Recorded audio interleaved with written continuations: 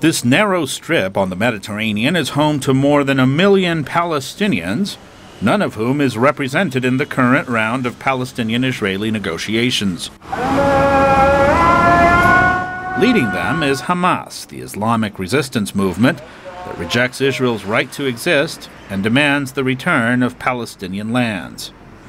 Hamas spokesman Fawzi Barhoum says the group's leaders see no point in negotiating with the Jewish state. Hamas is not going to participate in this crime, and it's not going to make the face of the occupation beautiful, and it is not going to give them legitimacy on our land.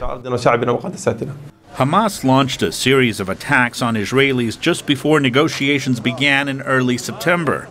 4 Israelis died in this attack near the West Bank city of Hebron. Analysts say the target also was Palestinian President Mahmoud Abbas of the rival moderate Fatah faction that runs the occupied West Bank. Beverly Milton Edwards is a Britain-based researcher on Hamas.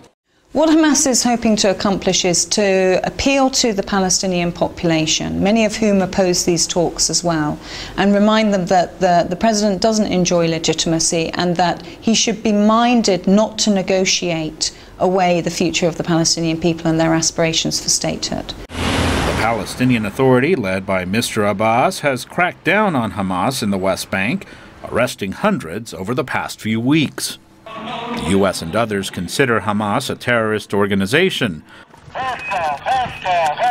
Hamas leaders say the group will continue attacks as long as the negotiations are underway. Gaza has faced political and economic isolation since Israel established an embargo 4 years ago after Hamas seized power. Some, like this businessman, think it is time to end the isolation. The Israel siege will continue until the talks succeed. The success of the talks will mean the establishment of the Palestinian state. Hamas has to find a way to be part of the Palestinian Authority. For Hamas, taking part in the talks now is out of the question. We in Hamas will adhere to the option of resistance because the Zionist enemy understands only that.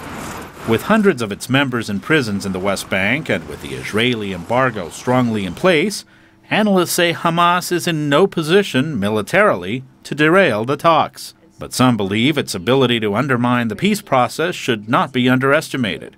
Hamas have been signaling to the international community and reminding them that they haven't gone away, that they haven't been defeated, and that whilst you can have a peace process without Hamas, you will never have implementation of a peace agreement without Hamas. Dealing with the question of Gaza and its more than 1 million residents is one of the biggest challenges facing Palestinian and Israeli negotiators, one that will be difficult to ignore. Luis Ramirez, BOA News, in the Gaza Strip.